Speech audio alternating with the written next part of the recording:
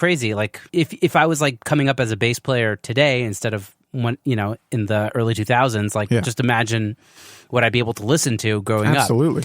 But like on the other hand, you're just much less precious about the music you listen to. I feel like because I agree. you know, when I would go out and buy a CD or something, I bought that CD. This is my CD. I'm gonna spin it. You know, and I'm gonna listen to it a lot. Yeah, yeah. And now it's just like, okay, it's on like Spotify or YouTube or whatever. Totally. I remember buying it was like the Red Hot Chili Peppers By the Way album, and I listened to that album and only that album for like 3 months straight in my kind of Discman. It's like that doesn't happen anymore. I just go on Spotify, listen to a record. I'm like, oh, cool. I'll save that for later on to something else. Yeah. Do you try to connect with that, you know, earlier self of like just like really connecting with the record? Definitely. There's a record that I've been listening to for 6 months straight and I can't put it down. But the problem is when I'm doing that, I just know I'm going to ruin the record for later me. Like in 2 years, I'm not going to like that record because I listened to it 4,000 times. Well, I mean, hopefully I like it, but you never know, right? What's the record? It's a band called Broncho from Oklahoma. And I'm just trying to, it sucks that the name of the actual album's escaping me, but it's whatever their newest album is. It's really cool. All right, I'll definitely check that out. Yeah, for sure.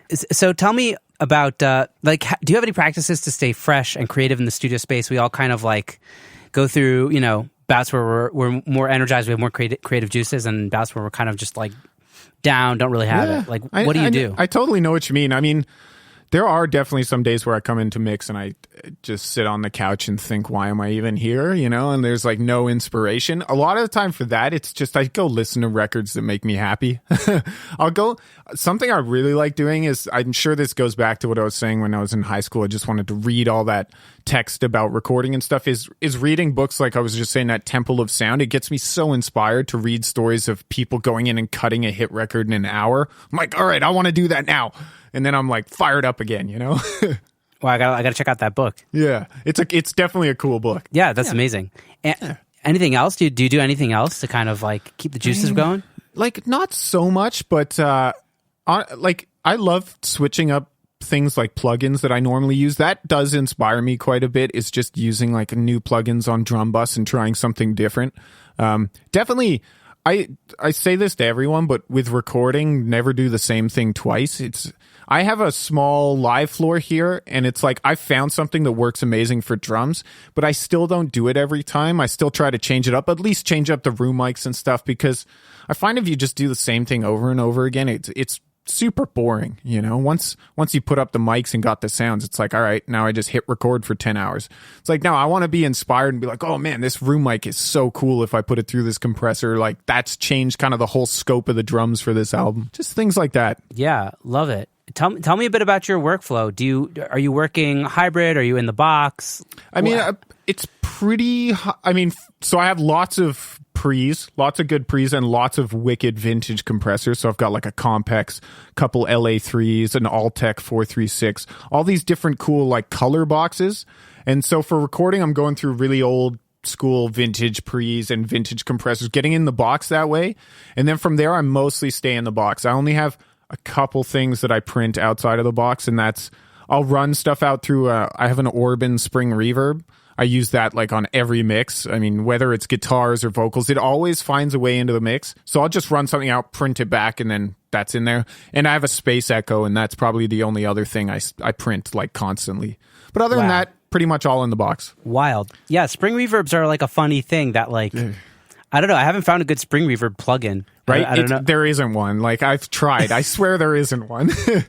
It's just like, it's not possible to make something sound that bad in the box. Yeah. I guess you could just distort the crap out of reverb or something. Yeah, something like that. But yeah, I find Spring Reverbs are like, wow. Spring Reverbs are really cool. That Orban one is amazing. It's got 2 compressors on the way in, and so it stops it from getting all boingy, and it actually sounds like a plate. It's wild. Like, it sounds like a 2-second plate. It's crazy. Yeah. So, I mean, if you ever see one for sale for cheap, grab it. It's really cool. All right, I'll keep that in mind. Yeah. Tell me a bit about your approach to mixing, because what I heard sounded really great. Like, what's your philosophy? Yeah, I mean, my mixing thing is normally just getting the mid range to be really punchy. I like kick, especially on pop stuff. I love those kick, snare, and vocal. That's pretty much all that matters. Everything else is out in the ether and doing its thing. It's like, as long as that kick, snare, vocal hits you, we're good, you know? And so I mix with a pair of Genelecs and NS10s, and I'd say for the most part, I'm on the NS10s, just so that I'm mixing the mid-range a lot and making sure, especially with pop records, a lot of the bass is sub-bass.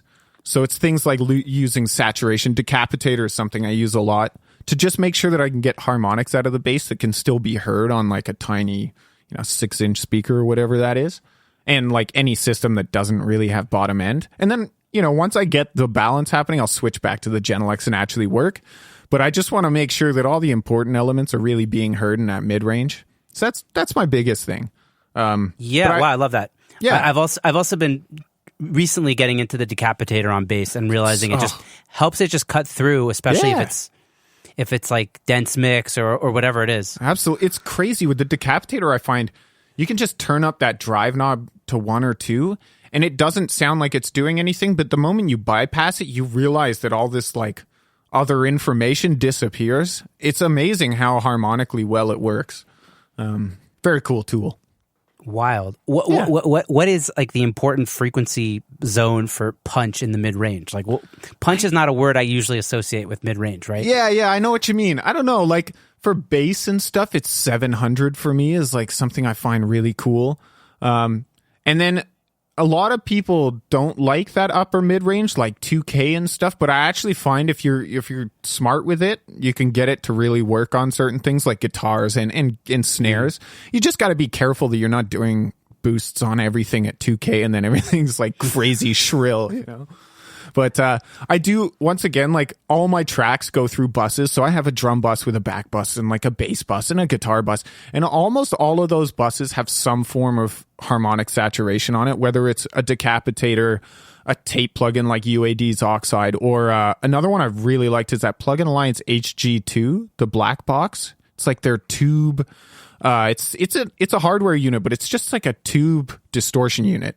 And it has a pentode and triode, I think. Two knobs on it really and a saturation knob, and it is insane. I have it on my mix bus, and if you bypass it, the mix like falls apart. It's crazy how good it sounds. But yeah, so I use that on a lot of things, and I find it does smooth things out and really like shape things without you having to do too much EQing, which I do find starts to sound kind of phasey after a while. Right. Yeah, so it's nice to use things like saturation to actually shape the sound more than using an EQ. Yeah, wow, that's great. Yeah. That's a great takeaway for me, personally. Yeah. Rock on. I have to check out that plugin. Although I do find that the EQ plugin you use really affects how phasey it gets. Like I was like using the Logic stock EQ for years, and it gets phasey really fast. Right, especially the filters. Whereas like the Pro Q is like so transparent. The Pro Q is the greatest EQ ever. Like it just rocks. I use that on everything.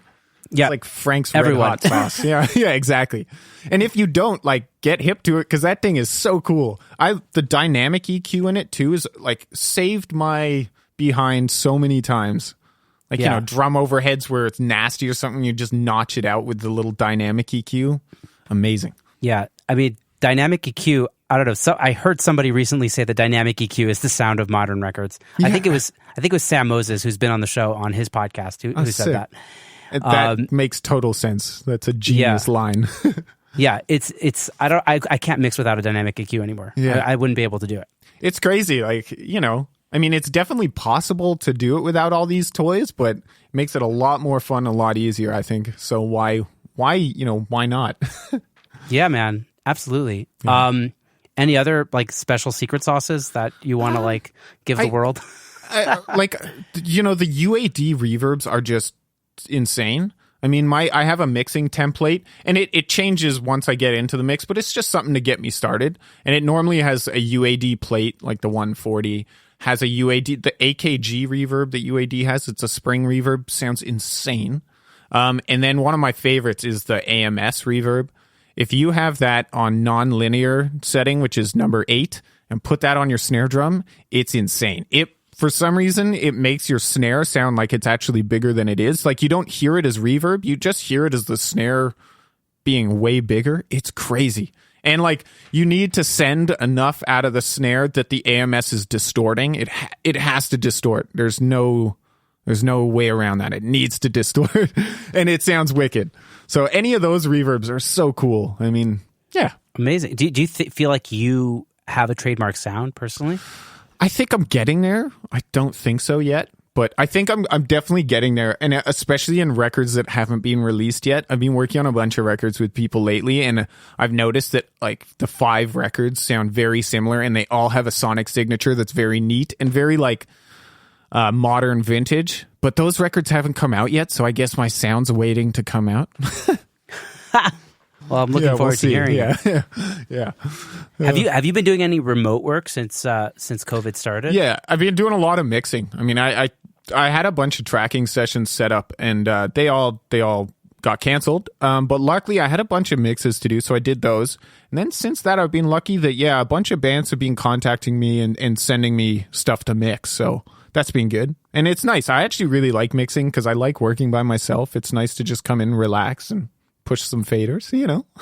Yeah. You're a little introverted, like absolutely, like a lot of us. Yes, absolutely. Yeah. That's awesome. So, have you been mostly mixing since? Yeah, I've been mixing pretty much the whole time, and I've been doing a few small overdubs here and there, just trying to keep it down to like 1 or 2 people coming in here. I'm not trying to get a band in here right now, but I think at the end of the month, that's going to have to be broken open.